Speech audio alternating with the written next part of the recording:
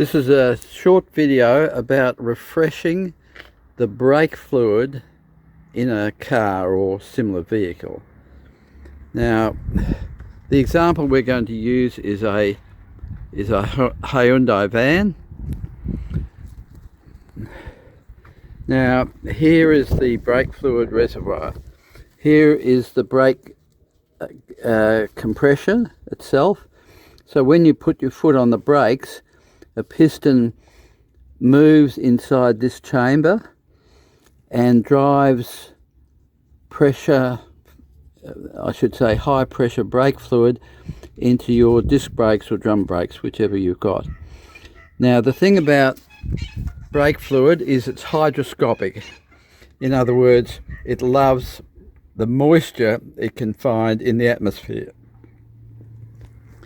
Now, this isn't good because all the brake lines, as you can see, are made of steel, and that's a good choice because it's relatively cheap and strong. But steel and water don't go together. So the more atmospheric water that the brake fluid absorbs, the more you're likely to end up in the long term with rust inside your brake lines. So now you've got two options really. You could wait maybe 5 or 10 years, but by that time the moisture laden brake fluid will have got right down, well past these tubes, down into the cylinders themselves that work the brake drums or the brake discs. Now, by far the best idea is to change it regularly. I would recommend refreshing it every 2 years. If you do that, you do not have to drain the whole system, which is expensive and time consuming. All you have to do is refresh the top layer of the brake fluid, because it's the top layer that will be holding the moisture that it's absorbed. Now, ideally, you would want this cap to be absolutely airtight, and the manufacturers can't do that because it'd be too expensive. So they aim for a cap which is semi-airtight. So a little bit of air carrying a little bit of moisture will get in over time.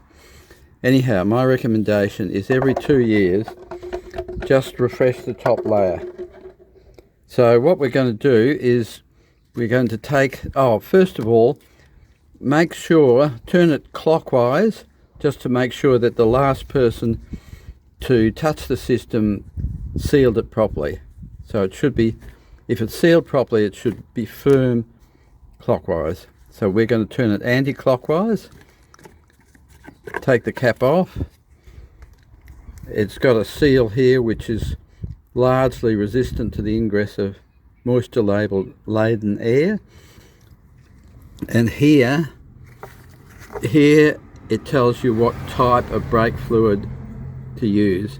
Now the writing here says .3 or .4, so it's giving you the options. .3 and .4 are the most common of the older types. So here we have some .3 brake fluid. Now it's important that when you buy it, you check that the container itself is tightly sealed, because obviously if it's not, moisture laden air can get into the container. Now that's what we're going to use. And first of all, we have to extract the top layer of brake fluid. Okay, so there's the brake fluid down there, and what I'm doing is I'm putting a syringe with a bit of tube on the end in, and what I'm going to do is simply suck the brake fluid out and then dispose of it in the probably just in the rubbish bin. Now, I've only got 2 hands, I'm not an octopus, so I'm going to have to put the camera down for a minute and suck some out.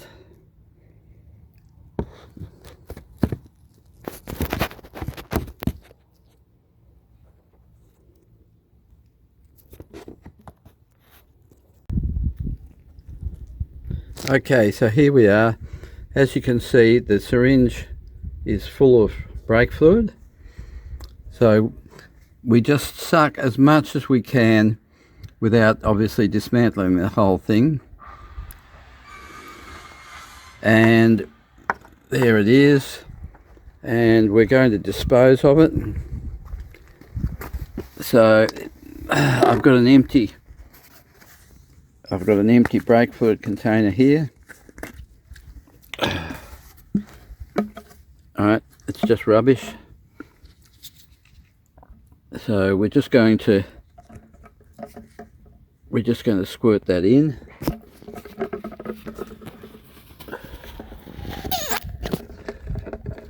Alright, so I've put the old disposable brake fluid in there. Now we'll do that again. We'll suck again as many times as we can.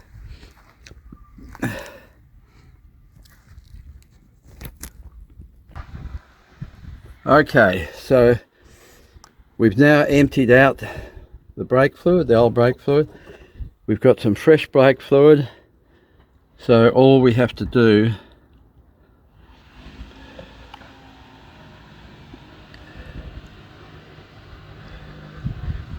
now, when you're topping it up, note that there is a maximum minimum.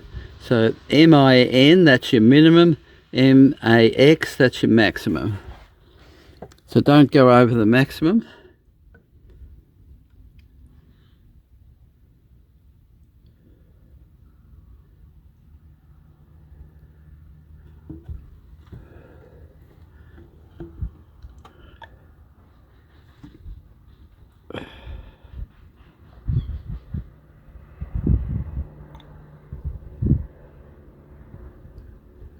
Now you can see the level rising here, and it's pretty much on the maximum now.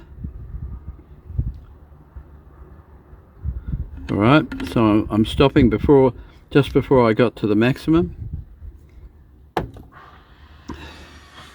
And now it's important, don't delay, because the longer you delay, the more moisture laden air can get in. So now we're going to check that there's no dust, no dirt on that cap.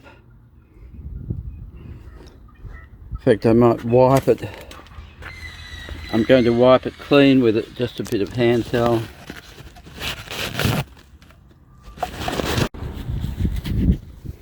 Just wiping it clean. And now we'll just put it back. So twist it firmly clockwise.